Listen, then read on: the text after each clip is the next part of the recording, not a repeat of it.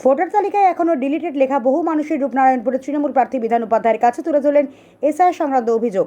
বারাবণী বিধানসভা কেন্দ্রের অন্তর্গত রূপনারায়ণপুরের সীমান্তবলী এলাকায় নির্বাচনী প্রচারে গিয়ে একাধিক মানুষের কাছে এসআইআর সংক্রান্ত অভিযোগ পেলেন চতুর্থবারের তৃণমূল কংগ্রেস প্রার্থী বিধান উপাধ্যায়। দীর্ঘ 15 বছর বিধায়ক পদে থাকা বিধানবাবুর কাছে নিজের অস্তিত্ব প্রমাণের আর্জি নিয়ে হাজির হলেন 90 বছর বয়সী বৃদ্ধা দুর্গা রায় ও রূপনগরের বাসিন্দা মনোজ কুমার। এদিন বারাবণী বিধানসভার প্রার্থী বিধান উপাধ্যায় সালানপুর ব্লকের রূপনারায়ণপুর পঞ্চায়েতের সীমান্তবলী ও রূপনগর এলাকায় প্রচার চালান। তবে প্রচার চলাকালীন মানুষের উৎসাহ দেখা গেল। কেউ ফুল ছুঁড়ে স্বাগত জানাচ্ছেন, কেউ আবার মিষ্টিমুখ করিয়ে তাকে অভিনন্দন জানাচ্ছেন, আবারও কেউ মুক্তমালা পরিয়ে সংবর্ধনা দিচ্ছেন। তবে এর মাঝেও এমন বহু অভিযোগ উঠে এসেছে প্রার্থীর কাছে। কোথাও কোথাও পানীয় জলের সমস্যা, কোথাও আবার ড্রেনের সমস্যা উঠে এসেছে। তবে এসআইআর সংক্রান্ত সমস্যার কথা উঠে এসেছে প্রচার চলাকালীন। জানা গিয়েছে সীমান্তপল্লীর বাসিন্দা দুর্গা রায় দীর্ঘ বছর ধরে এই এলাকাতেই বসবাস করছেন। তার জীবন সংগ্রাম অত্যন্ত করুণ। একমাত্র ছেলে মারা গিয়েছেন আর 2 মেয়ের বিয়ে হয়ে যাওয়ায় তারা শ্বশুর বাড়িতে থাকেন। বর্তমানে বৃদ্ধা একাই বাড়িতে দিন কাটান। তবে বহু বছর ধরে নিয়মিত ভোটাধিকার প্রয়োগ করে এলেও সম্প্রতি ভোটার তালিকায় নিজের নামের পাশে ডিলিট লেখা রয়েছে। তিনি জানান, আমি জীবিত হয়েও মৃত, আমার তো কেউ নেই, আমি তো মরে যাইনি, তবে কেন তালিকায় আমার নাম কাটা গেল? নাম না থাকলে আমি ভোট দেবো কী করে, আর এখানেই বা থাকবো কী করে? অন্যদিকে মনোজবাবু জানান, তার 2 পুত্র দুজনের ভোটার তালিকা থেকে নাম বাদ পড়েছে, অথচ তারাও ভোট দিয়ে আসছে। তবে বারাবণীর বিধায়ক বিধান উপাধ্যায় তাদের কাছে এসব বিষয় শোনা মাত্রই বিষয়টি অত্যন্ত গুরুত্বের সঙ্গে দেখার আশ্বাস দেন। আপনাদের কাজের সুযোগ করে দেয়। আগামী 23 এপ্রিল সাধারণ নির্বাচন, এই নির্বাচনকে মাথায় কেন্দ্র করে আপনাদের বলে রাখতে হবে, আমাদের একান্ত অনুরোধ আপনারা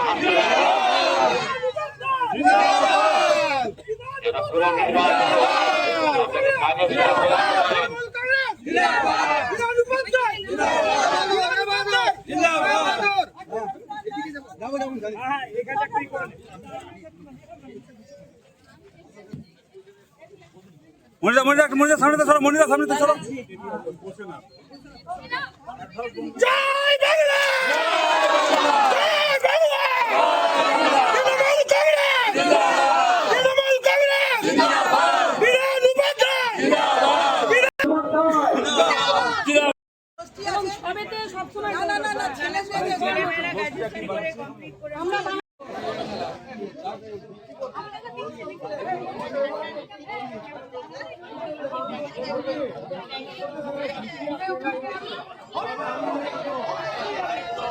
বাজারের দোকান ছিল, ছেলে হঠাৎ করে মারা গেল রাত্রে।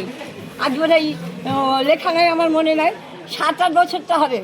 হ্যাঁ, আর এখানে এক মেয়ে আছে, আর মুর্শিদাবাদে এক মেয়ে আছে, আর কাগজপত্র সব কোথায় কোথায় আছে জানি না। আর আমি ভোটের কাগজ খুঁজতে পারছি না, না হলে তোমরা কিছু দাও, আমি খেয়ে ওপরে চলে যাই, ঝামেলা মিটাও। কতদিন ধরে এদিকে আছেন? মানে এখানে আমি আসা 40 বছর হয়ে গেল। আমার ছেলে চলে গিয়েছে তো 8-9 বছর হয়ে গেল। ওইটা ওরা সব জানে। আপনার নাম? আমার নাম দুর্গা রায়। আপনার ভোটার কার্ডে নাম নেই? না, বললো ডিলিট হয়ে গেছে। তো তারপরে আপনি যে ডকুমেন্ট পাচ্ছেন না, কি ডকুমেন্ট খুঁজছে? আজকেই শুনলাম আমি, আমাকে বড় মেয়ে ভোটে বললো যে তোমার নামই নাই। হ্যাঁ, তো নাম কেন নাই সেটা জিজ্ঞেস করেছিলেন? জিজ্ঞেস করে বলছে আপনার নামে যেটা থাকবে সেটাই আনো। তো আমার নাম আর এক্সচেঞ্জের কার্ড ছিল, আমি সেই 20 বছর বয়সে সরকারের কাছে কাগজ করেছিলাম।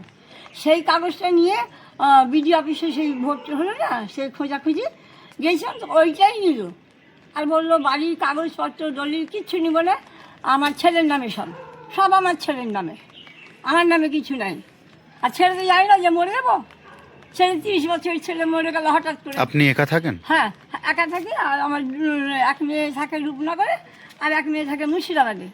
ওনার নাম আছে? কার? ওদের তো রূপনগর, ওদের তো আলাদা। না, ওনার লিস্টে নাম আছে? আমি জানি না বাছা, আমি কি করে বলবো? মেয়েরা পাত্তা দেয় না, দেখে না কেউ। ছেলে মারা গেছে, কেউ দেখে না আপনাকে? দেখে না, বলতো ওদের আন্ডারই আছি। ওরাই সব ওই। হ্যাঁ, ঠিক আছে। এখনো পর্যন্ত আমার কোনো হয়নি। কি সমস্যা দেখা গেছে? কি আমি তো আমার ভোটার কার্ড আছে আসানসোল মুন্সিবাজারে। হ্যাঁ, আমি এখন থাকছি এখানে বিদামানাইতে। হ্যাঁ, ওটা এখনো কিছু হয়নি। তারপরে আমার ছেলের নতুন এন্ট্রি হয়েছে, 6 মাস হয়ে গেল, এখনো ভোটার কার্ডে এন্ট্রি হয়নি। মানে এসআইআর সমস্যা দেখা যাচ্ছে, এসআইআর নিয়ে বহু সমস্যা দেখা যাচ্ছে। কি এসআইআর নিয়েই তো কিছু গন্ডগোল আছে, তাহলে কেউ কী করে হচ্ছে আমি তো কিছু ড্রেস পাচ্ছি না গিয়েছিলাম, কতটা সমস্যার মধ্যে রয়েছেন? বহুত সমস্যা আছে কিছু এখানে তো বিধায়ক এসেছিলেন, মানে যে প্রার্থী এসেছিলেন, তারা উনি কি বললেন? বললে যে আমি দেখছি ওটা। আপনার নাম? মনোজ কুমার গুপ্তা, হ্যাঁ, বিদ্যাবান হাইট। ওটা তো বললাম, মানুষের মধ্যে কতটা ভীতি হয়েছে, কারণ মানুষ সবাই মানে এমন ভাবে এটাকে করা হয়েছে যে ভোটার লিস্টে যেন নাম না থাকলে মানুষটাকে বার করে কোথাও পাঠিয়ে দেওয়া হবে। এই ভয় ভীতিটা মানুষের মধ্যে চলে এসেছে। তা আপনি তো প্রচারে বেরিয়ে প্রচারে এসেছি সেখানে মানে বয়স্ক মানুষ কাকু মনোজ কুমার গুপ্তা, ওনার নাম আসানসোলে আছে, উনি ট্রান্সফারের জন্য করেছেন, ওনার ছেলের জন্য অ্যাপ্লাই করেছেন, ফরওয়ার্ড করে দিয়েছেন ইআরওকে, কিন্তু এখনো পর্যন্ত কোনো ফ্রুটফুল রেজাল্ট নেই। মানে এতটা মানুষ চিন্তিত হয়ে আছে, মানে ভাবুন আমরা প্রচারে এসেছি, সেখানেও কিন্তু ইএসআর নিয়ে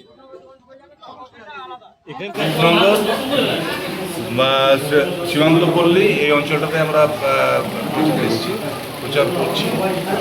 এখন প্রায় হয়ে গেল, আমরা মন্দিরে বসে আছি। দাদা, প্রচারের মধ্যে এক বৃদ্ধাকে দেখতে পাওয়া গেল আপনার কাছে আসতে। বৃদ্ধার বয়স প্রায় 90-এর কাছাকাছি। মানে এত আতঙ্ক, এসআইআর নেই, ভোটার লিস্টের নাম নেই, ডিলিট করে দিই। ভদ্রমহিলার ছেলে পেলে কেউ নেই। ভদ্রমহিলা কাঁদছে যে আমি কোথায় যাব, কোথায়, মানে উনি ভয় পেয়েছেন যে ওনাকে হয়তো বাইরে কোথাও পাঠিয়ে দেওয়া হবে। ওনাকে আশ্বস্ত করা হয়েছে যে পাঠানোর পিছনে আপনি আপনার বাড়িতেই থাকবেন। আর দায়িত্ব দিয়েছি এদেরকে, আমাদের যারা এখানে লোকাল নেতা আছে তাদেরকে বলেছি যে নিয়ে গিয়ে বিডিও অফিসে যাক, যে করে ওদের যাক, যেটা করার করুন। আরেক ভদ্রলোকে দেখলাম আসানসোলে থাকতেন, এসেছেন রূপনাথপুর, নাম ট্রান্সফার করছেন, ছেলের নাম তোলা হয়ে গেছে, সব কিছু রিসিভ হয়ে গেছে, তারপরে এখনো পর্যন্ত কোনো রেজাল্ট নেই। মানে মানুষ পুরোপুরি আতঙ্কে রয়েছে। যাদের নাম এসছে তারা তো মানে কি বলবো, তারা তো মানে ঈশ্বরকে প্রণাম করছে যে কোনো রকমে আমরা পার পেলাম। যাদের নাম এলো না তারা এখন চিন্তা করছে যে তারা যাবে কোথায়। তো আপনাদের চ্যানেলের মাধ্যমে আমরা বলবো, তৃণমূল কংগ্রেস আপনাদের সাথে আছে, পাশে আছে, মমতা বন্দ্যোপাধ্যায় আছে, অভিষেক বন্দ্যোপাধ্যায় আছে। নিশ্চিতভাবে আপনাদের মানে যেতে কোথাও হবে না, থাকবেন আপনার ভারতবর্ষে, থাকবেন আপনার পশ্চিমবঙ্গে।